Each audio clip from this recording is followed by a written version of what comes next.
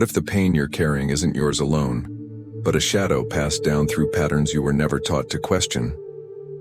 Carl Jung once said, "People will do anything, no matter how absurd, to avoid facing their own soul."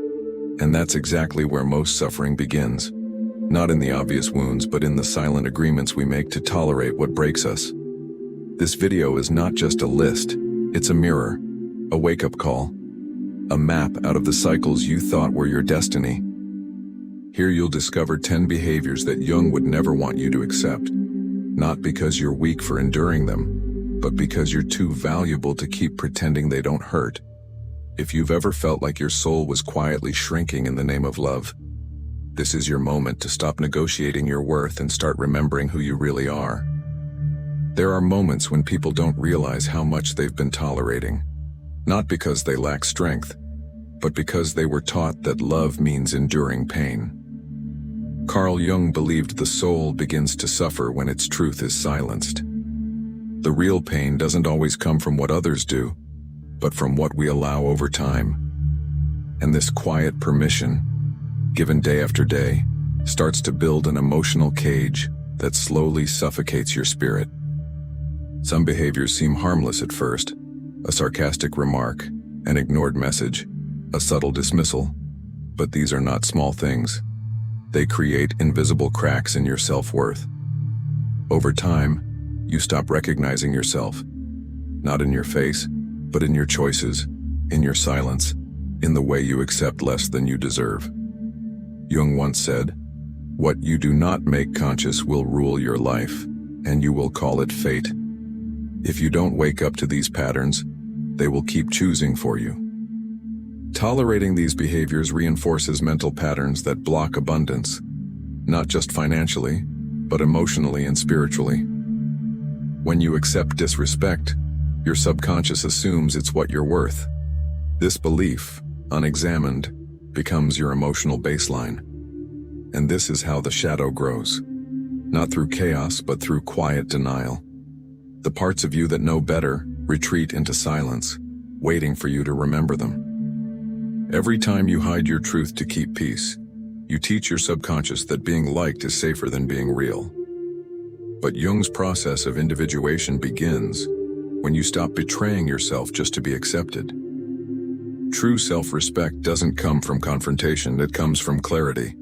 The moment you draw a line, you don't lose people, you lose illusions, and illusions are never worth the cost of your peace. So ask yourself honestly, what behaviors have you normalized that quietly destroy your inner light? This isn't about anger or blame. It's about reclaiming the power you gave away through silent compromise. The path to a wealthy mind doesn't begin with money. It begins with the courage to say, "This is not who I am anymore." That shift, simple, internal, steady, is the start of everything. Loyalty becomes dangerous when it turns into silence. Many people stay in harmful dynamics not because they lack the strength to leave, but because they were conditioned to believe that enduring pain proves love. But Carl Jung reminded us that when we betray our inner truth to keep the peace, we don't create harmony, we abandon ourselves. What we call loyalty often masks fear: fear of losing love, fear of being alone, fear of facing the truth. Over time, that fear hardens into a quiet identity, and you begin to believe that this is just who you are. Behind this tolerance is a wounded archetype, the silent helper who thinks their worth is measured by how much they can absorb without breaking. This archetype doesn't come from strength. It's a survival strategy, often born in childhood. When you grow up in emotional chaos, your nervous system adapts. You learn to stay small, to keep the peace, to earn safety through sacrifice. And once this becomes a habit, you carry it into every relationship, sacrificing your needs, your peace, even your dreams to keep others comfortable. You may think you're being mature or kind or strong, but the truth is, you're hiding. You're protecting others from your truth while teaching yourself that your needs don't matter. Jung warned that the parts of us we suppress do not disappear. They become shadows, and those shadows shape our fate. When you constantly silence your needs, your subconscious begins to see them as threats. And then, even when love appears, you reject it, not because it's wrong, but because it feels unfamiliar. That's the hidden cost of false loyalty. You lose your ability to recognize real connection. You confuse emotional neglect with normal. You start believing that you must earn love by disappearing. This is not strength. It's self-abandonment disguised as virtue. But here's the truth. Your needs are not too much. Your emotions are not a burden. And your peace should never come last. When you begin to treat yourself with the dignity you've given to others, your entire reality starts to shift. So take a deep breath and ask yourself, have you confused loyalty with self-sacrifice? Have you been loyal to people who weren't loyal to your healing? Letting go of these patterns isn't about becoming cold or bitter. It's about becoming whole. It's choosing to stand for your truth even when it's uncomfortable. And when you do that, you send a clear message to your subconscious. I am no longer available for what destroys me slowly. I am loyal to my purpose now. Some connections don't break you with noise. They break you with distraction. You lose your clarity not because you're weak, but because your emotional energy is being drained by relationships that operate in survival mode. Carl Jung taught that when we stay in dynamics that silence our truth, we start confusing chaos with love. What seems like passion is often unresolved trauma. What feels like intensity is sometimes emotional instability. And when your nervous system adapts to that, calmness feels like danger. You begin every day with goals, plans, and purpose. But one emotional message, one careless comment, one passive-aggressive silence, and your whole mental state shifts. These aren't minor issues. They are signals that your system is no longer aligned with growth. Prosperity in any form demands focus. It demands discipline. And you cannot stay focused while navigating constant emotional unpredictability. The mind cannot build when the heart is always trying to heal. In relationships that lack emotional maturity, your focus is constantly hijacked.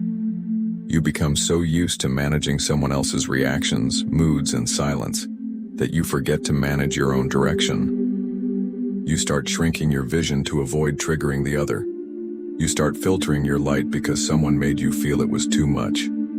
But Jung reminded us, the unconscious seeks expression. If not in clarity, then in conflict. Suppressed dreams become quiet resentment. The danger here isn't just emotional, it's spiritual. When your energy is tied up in proving your worth or surviving someone's mood swings, your purpose dims. You begin to forget why you started your journey. You feel lost, tired, uninspired. Not because the path changed, but because your emotional space got crowded. This is how you start abandoning your goals without even realizing it. Not because you gave up, but because you lost the space to breathe and believe. So pause and reflect. Are your relationships building your vision or blocking it? Do you feel free to grow, or are you shrinking just to stay connected? You were not born to fit into someone else's chaos.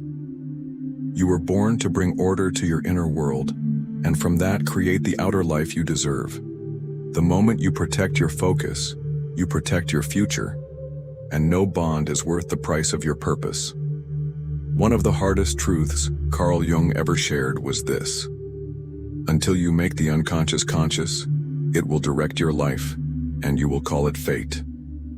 Most people don't see the pattern. They think it's bad luck, or that they just haven't found the right person. But the reality is deeper.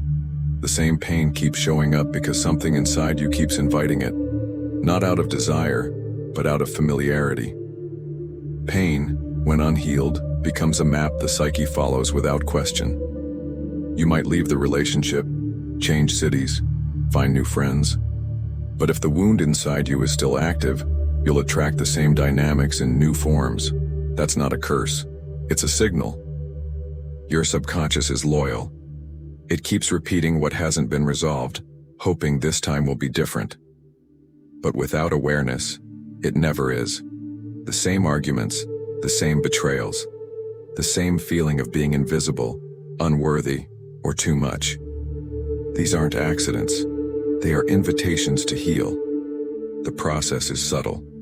You meet someone who feels just right. There's chemistry. There's intensity.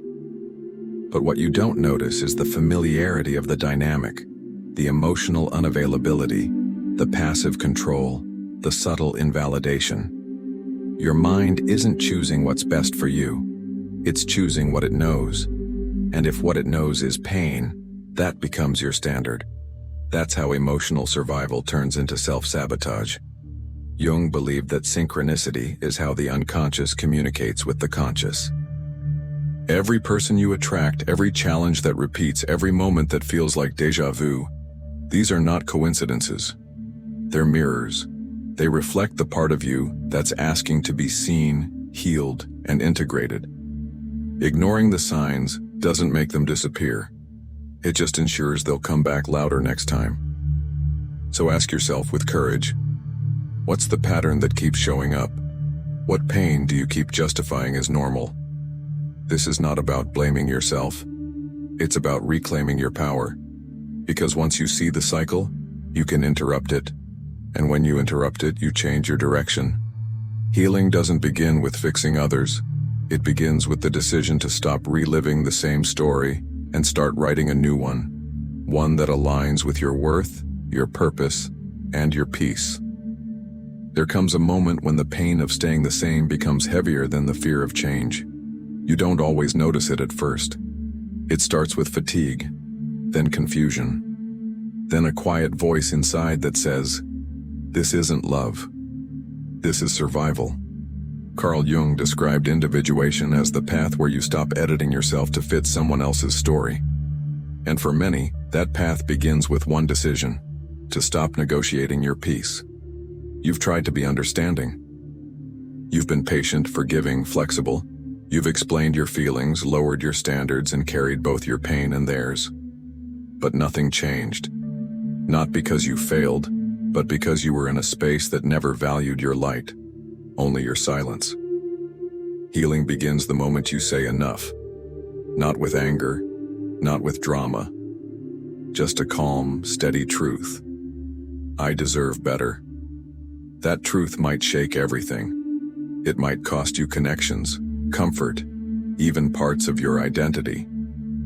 But what you gain is worth far more. You reclaim your voice. You protect your energy. You become someone your future self can be proud of. Jung believed that to become whole, we must stop abandoning ourselves. Not just in big moments, but in the small daily decisions to honor what we feel and know deep inside. It's not easy. You'll second-guess yourself. You'll wonder if you're overreacting, if you're being too sensitive. That's normal. But it's not a sign to go back. It's a sign that you're finally waking up. And waking up is painful because you start to see what you tolerated. But it's also powerful, because now you can choose differently. Now you can choose you. If this message touches something in you, write this in the comments. I choose my peace because I know my worth. Let this be your affirmation, your turning point, your quiet revolution. Not for others to understand, but for your soul to witness. Sometimes healing begins not with a plan, but with a sentence that finally feels like truth. The most powerful people are not those who have never suffered. They are those who turned their pain into purpose. Carl Jung believed that real transformation doesn't come from escaping pain, but from understanding it. When you stop asking, "Why did this happen to me?" and start asking, "What is this trying to teach me?" everything changes. Your past no longer defines you. It becomes your raw material, the foundation of your new identity. Pain can be recycled into wisdom. Disrespect can become the reason you set boundaries. Rejection can teach you to value your own presence. But that shift doesn't happen by accident. It takes discipline, it takes mental focus, and it takes a willingness to stop running. Jung said that the shadow must be faced, not feared. Because in your shadow is not just your pain, it's your power, your voice, your truth waiting to be reclaimed. When you do that, something remarkable happens. You begin to feel strong, not because everything is perfect, but because you no longer betray yourself. You begin to move with clarity. You stop explaining your worth. You stop begging for crumbs. You understand that emotional poverty is not your destiny. And that realization alone opens the door to inner wealth, the kind of richness that no one can give or take away. This kind of transformation isn't loud. It doesn't always come with applause. Sometimes it's just a quiet moment alone where you realize you've changed. You no longer need permission to be at peace. You no longer shrink to make others comfortable. And you no longer stay in spaces that ask you to abandon your purpose in the name of love. That is the true definition of healing, choosing alignment over approval. So now the choice is yours. Will you keep living from the wound, or will you step into your wisdom? Will you keep tolerating what depletes you, or will you honor the version of you that's ready to rise? This isn't just about leaving people behind. It's about no longer leaving yourself behind. And that, above all, is where real prosperity begins, when you stop surviving pain and start transforming it into power. The most dangerous relationships aren't the ones that scream. They're the ones that quietly erase you. Carl Jung taught that becoming whole requires confronting everything you've been avoiding, not just in others, but in yourself. So now, the real question is, which part of you have you been silencing just to feel accepted? And how much longer will you keep calling survival love? You've reached the edge of an old story. What you do next can change everything. Start by honoring your voice, your peace, and your path. And if this video helped you remember your worth, don't keep it to yourself. Subscribe to the channel, like this video, and watch the next one that's been chosen to guide you deeper into your healing and purpose. You are not broken, you are becoming. You